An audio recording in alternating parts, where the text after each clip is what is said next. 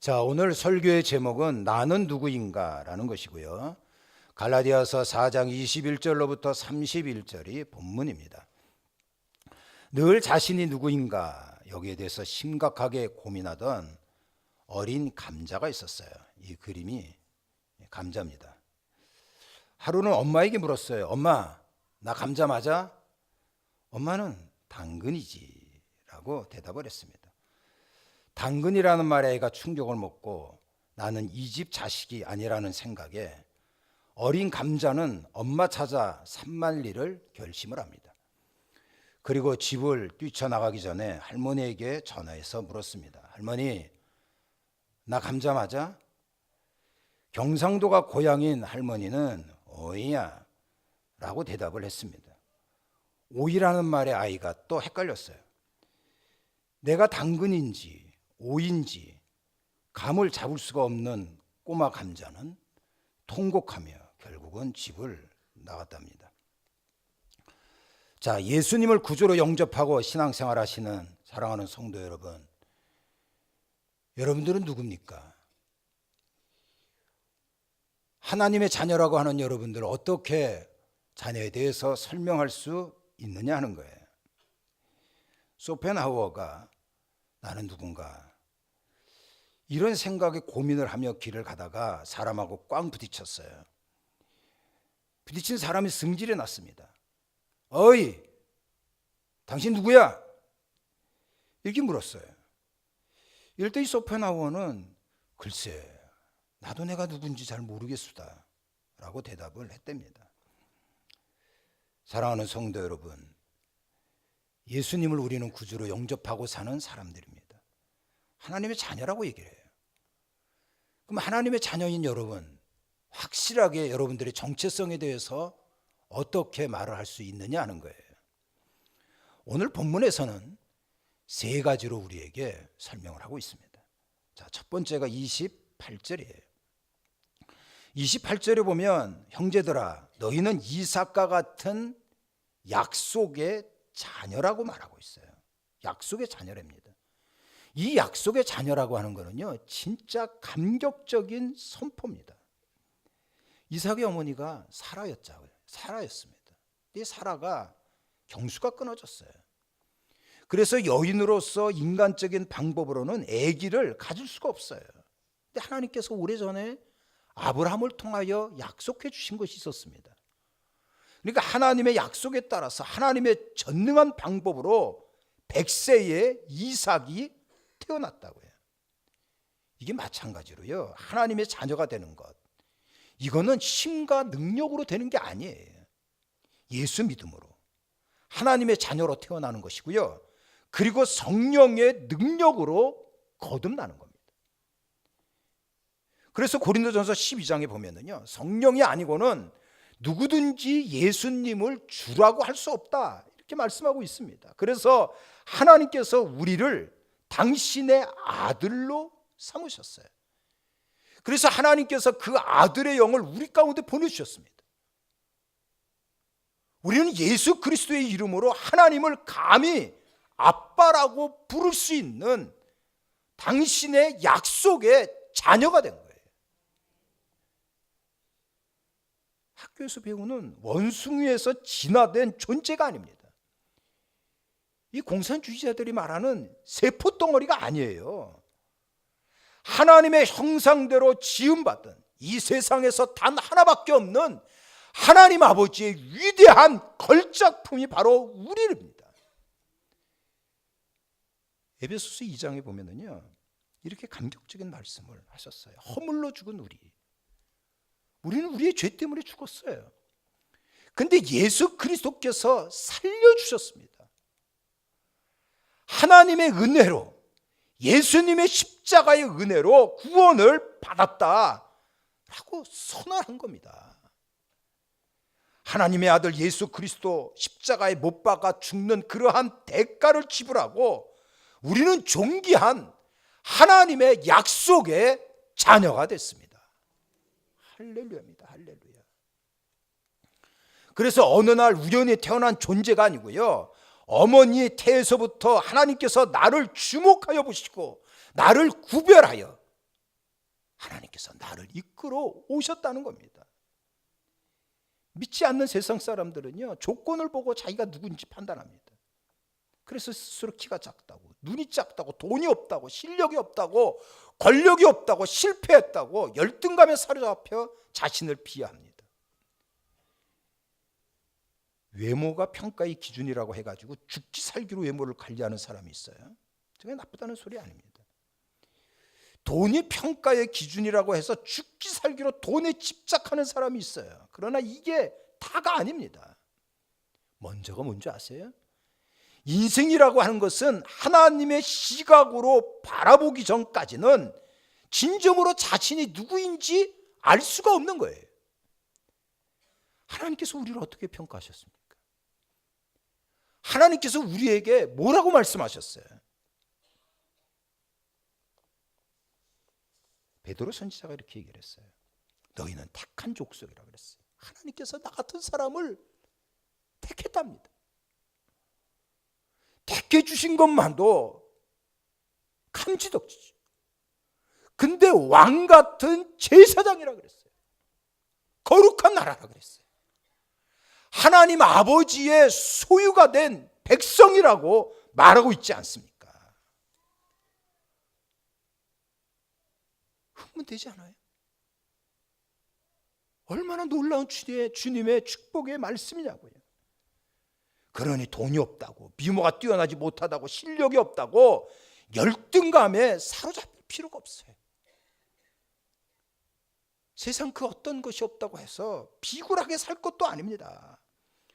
우리가 대단한 하나님의 자녀이기 때문에 나를 무가치하고 무능한 존재로 단정하고 좌절하고 포기해서는 안 됩니다. 하나님께서 나를 향하여 뭐라고 말씀하셨어요? 할 수 있거든이 무슨 말이냐? 믿는 자에게는 능치 못할 일이 없다 그랬고요. 빌립보서 4장 13절에 보면 내게 능력 주시는 자 안에서 나는 모든 걸 할 수 있다고 말씀을 하셨어요. 그러니까 하늘과 땅의 모든 권세를 당신의 사랑하는 약속의 자녀인 우리에게 허락을 한 거 아닙니까? 힘을 내세요. 알고 보면 여러분들은 대단한 분이세요. 자, 이 본문에서 두 번째로 나는 누구냐는 거예요. 갈라디아 5장 1절에 보면은요, 예수께서 우리를 자유롭게 하려고 자유를 주셨다 그랬어요. 그러니 다시는 종의 멍에를 매지 말라 이렇게 말하고 있습니다. 우리는 자유인입니다. 종이 아니에요. 마귀에게 완전히 사로잡혀가지고 마귀가 끌려가는 대로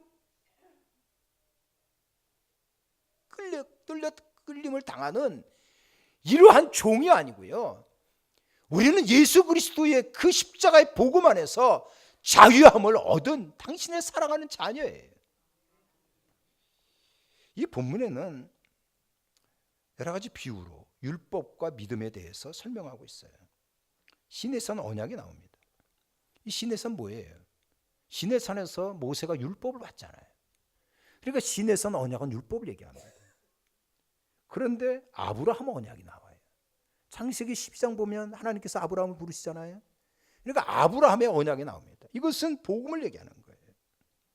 자, 아브라함에게 두 아내 대표적으로 있었어요. 하나는 본래의 아내인 사라가 있었죠. 이게 복음을 얘기해요. 근데 몸종 하갈이 있었잖아요. 이것은 율법을 얘기합니다.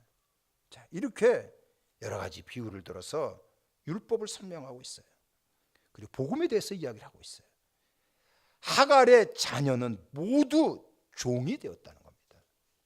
말씀을 봐보세요. 우리가 갈라디아서 4장 25절에 보면 하갈 얘기가 나오잖아요. 그리고 시내산 얘기가 나와요. 근데 뭐라 그랬어요? 종 노릇 한다 그랬습니다. 이게 율법이에요. 그런데 아브라함의 본래의 아내인 사라의 자녀들은 어떻게 됐습니까? 저주에서 자유함을 얻는 복음을 얘기하고 있는데요. 갈라디아서 4장 26절에 보면 오직 위에 있는 예루살렘은 자유자니 곧 우리의 어머니라 그랬어요. 이 말이 무슨 말입니까? 예수 그리스도의 십자가의 복음으로 우리는 자유함을 얻었다는 겁니다. 종이 아니에요. 십자가 안에서 자유함을 얻은 하나님의 축복의 자녀가 된 겁니다. 저는 꼬박 군대 생활을 3년을 했어요. 이 군대 하면은 속박 받는 거잖아요. 아침에 기상을 하고 그리고 밤에 조문을 취침하면 답니까? 그게 아니잖아요. 한밤중에도 고참이 집합을 하면 집합에서도 얻어맞고 그리고 또 보초 쓰러 나가고 이렇습니다. 자유함이 없다가 제대하는 날 우리는 깨구리복이라고 그러는데 그거 받고 얼마나 가슴이 설레고 깨구리복 입고 대제장에게 제대 신고를 할 때 날듯이 기뻤다. 날듯이. 이게 자유예요. 그러니까 하나님 안에서 예수 그리스도의 십자가의 복음으로 우리는 자유함을 얻은 당신의 자녀라는 거예요. 자유함을 얻었기 때문에 시편 55편에 보면 너의 짐을 여호와께 맡겨버려라. 그리하면 하나님께서 그것을 붙들어 주시고 의인의 요동함을 영영이 허락지 않는다 그랬어요. 하나님의 자녀이기 때문에 인생의 대역전이 옵니다. 문제 해결의 대전환이 오는 거예요. 탈출구가 보이고요. 그 다음에 해답이 보입니다. 왜 그렇습니까? 자유함을 얻었기 때문에 그런 거예요. 근데 자유함을 얻은 이러한 하나님의 자녀에 대한 그러한 은혜를 자꾸만 망각하는 거예요. 그래서 유혹에 빠져서 율법의 종으로 다시 돌아가려고 하는 이러한 자가 있다는 겁니다. 율법의 정죄는요, 예수 그리스도 안에서 이미 끝장이 났어요. 그래서 로마서 8장 1절에 보면 이렇게 나와 있어요. 그러므로 이제 그리스도 예수 안에 있는 자에게는 결코 정죄함이 없다고 말씀하고 있습니다. 정죄가 뭔지 알아요? 정죄라고 하는 거는요, 빚쟁이라고 하는 의미가 있다 그래요. 여러분들 빚에 시달려 본 적 있나요? 얼마나 마음이 무겁고 자유롭지 못합니까? 쫓겨다녀요. 괴롭힘을 당해요. 밥맛 떨어지고 협박당하고 도망다니고 어떤 때는 잠수 탑니다. 전화벨 소리만 들어도 막 경련이 일어나요. 밤중에 누가 막 문을 뚫기면 심장이 떨려요. 신명기 28장에 보면 하나님의 축복의 말씀 가운데 평생 꾸지 않고 꿔주는 자가 되는 이런 말씀이 있어요. 하나님 축복 많이 받아서 여러분 많은 사람들에게 꿔주는 그러한 자가 되기를 주님의 이름으로 축원합니다. 이러한 사탄이 빚쟁이 같이 우리를 따라다니면서 정죄하는 거예요. 과거를 봐라. 이 추잡한 인생아. 네가 예수 믿는다고 웃기지 마라. 지나가던 개도 웃는다. 위선 떨지 마라. 더러운 인간. 고상한 척하지 마라. 그저 마냥 질퍽대면서 그렇게 살아라. 이렇게 정죄하고 우리를 조롱하고 있다는 거예요. 그런데 우리는 어떤 사람들입니까? 예수 그리스도 안에서 영원히 정죄에서 해방됐어요. 예수님께서 우리를 대신해서 십자가에 달려 죽으심으로 말미암아 우리는 과거, 현재, 미래 어떤 정죄에서도 해방이 됐습니다. 법적으로 너는 의로운 사람이라고 선포하셨어요. 하나님께서는 더 이상 우리를 죄인으로 심판하지 않고요, 죄인으로 보지 않습니다. 왜? 예수 그리스도 안에서 죄와 사망에서 자유함을 얻었기 때문에 그런 거예요. 자신감을 가지세요. 죄책감에 시달리지 마세요. 악의 세력에 끌려다니지 마십시오. 자유함을 얻은 하나님의 자녀인데 이젠 하나님만 바라보는 거예요. 목숨같이 예수님만 사랑하는 겁니다. 물을 떠난 고기는 혹시 산다 해도 예수 떠난 여러분은 사는 법이 없어요.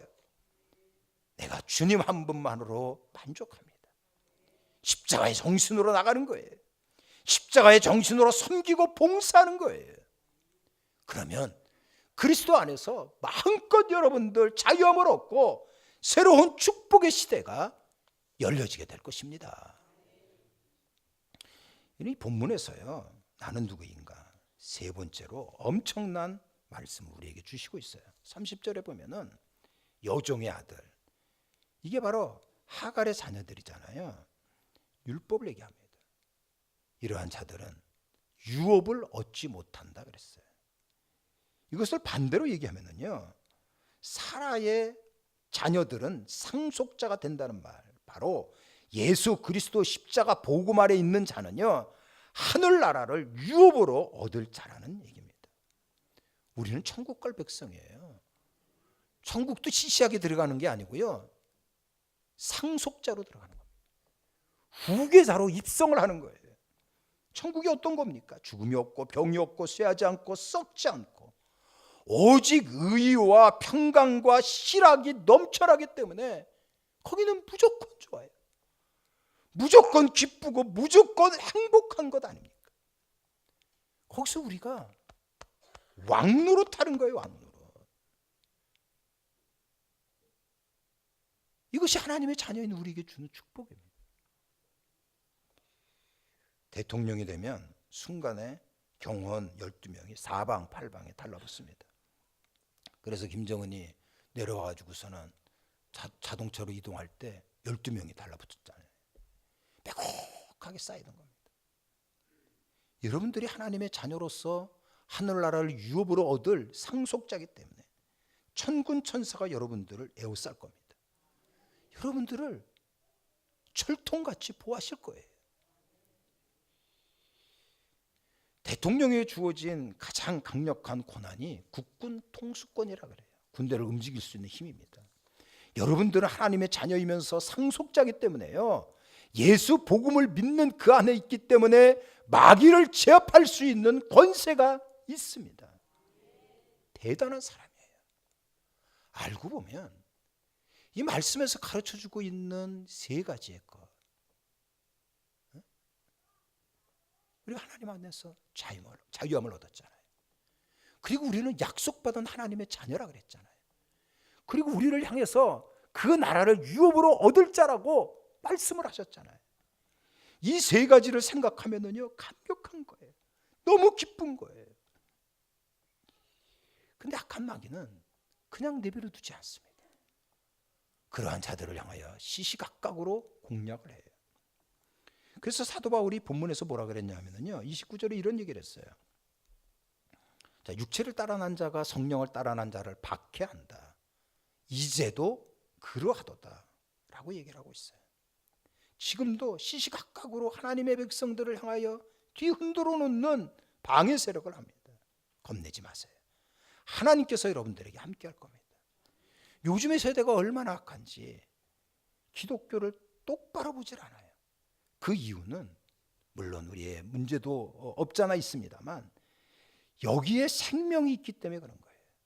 기독교를 개독교라고 하고, 목사를 목사라고 그러고, 집사를 잡사라고 그러고, 병신도를 병신도라고 하고 막말로 비난을 합니다. 어떻게 그런 단어를 쓰는지 아무튼 섬찟할 때가 있어요. 이제 이것도 잘 안 되니까 법으로 막 법으로 공공장소에서 기도하면 종교차별이다 이거 못하게 해요. 전 식당에 가서 기도합니다. 소리내서 기도해요. 들으라고 기도해요. 그리고 기도하다가 당신 왜 식당에서 소리내서 기도해? 끌려가야 되겠구만. 법으로 막아요. 동성애를 죄라고 하면 벌금을 물려요. 교묘한 방법으로 우리를 에워싸려고 합니다만 염려할 거 없어요. 하나님께서 여러분들을 지켜주시고 여러분들을 이끌어 주실 겁니다. 여러분들이 하늘나라의 후계자인데 하늘나라 본부에서 여러분들을 방치하지 않습니다. 함께 할 거예요. 임마누엘 날개로 여러분들을 품어주실 겁니다. 믿음으로 나가세요. 믿음으로 외치세요. 여러분들이 주여 이렇게 외치는 주님을 찾는 그 말 한마디 악의 세력이 듣고 사시나무 떨듯이 도망치게 될 것입니다. 이러한 축복의 자녀가 바로 여러분들이에요. 매주 우리 교회 꽃꽂이를 보면 어떻습니까? 한편의 시처럼 아름다워요. 균형이 있고 조화와 통일의 미가 있고 편안과 잔잔한 감동을 줍니다. 참 감사해요. 이 꽃꽂이 가지고 또 평일날에는 계속 전도하는 일에 사용하기도 합니다. 자, 그런데 이 꽃은 살아있는 꽃은 아니죠. 뿌리에 붙어 있지 않고 단절되었기 때문에 어느 정도 시간이 지나가면 죽는 거예요. 우리 인생도 마찬가지입니다. 겉모습 화려하고 아름답고 싱싱할지 몰라도 하나님과 단절되면 죽음이에요. 그래서 에베소서 2장 말씀에 너희가 그리스도 예수 안에서 그리스도의 피로 가까워졌다 그랬어요. 예수님의 십자가의 보혈을 말하고 있거든요. 그리스도의 피가 뭡니까? 이게 복음이에요. 이게 진리예요. 유월절 때 양의 피를 바른 집에 죽음의 사자가 들어가지 못한 것처럼 우리의 심령에 예수 십자가의 피, 복음이 넘쳐날 때 여러분 승리의 삶을 살 수 있는 겁니다.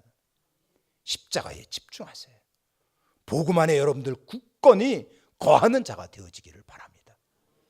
그래서 이번 주간에도 아주 신나는 일들이 있기를 주의 이름으로 축원하고 여러분들의 꿈과 소원이 하나님 안에서 성취되기를 예수님 이름으로 축복합니다. 이제는 우리 구주 예수 그리스도의 은혜와 하나님 아버지 극진하신 사랑하심과 성령님의 위로와 교통하심이 예배드린 우리 모두에게 영원히 함께하옵기를 간절히 축원하옵나이다.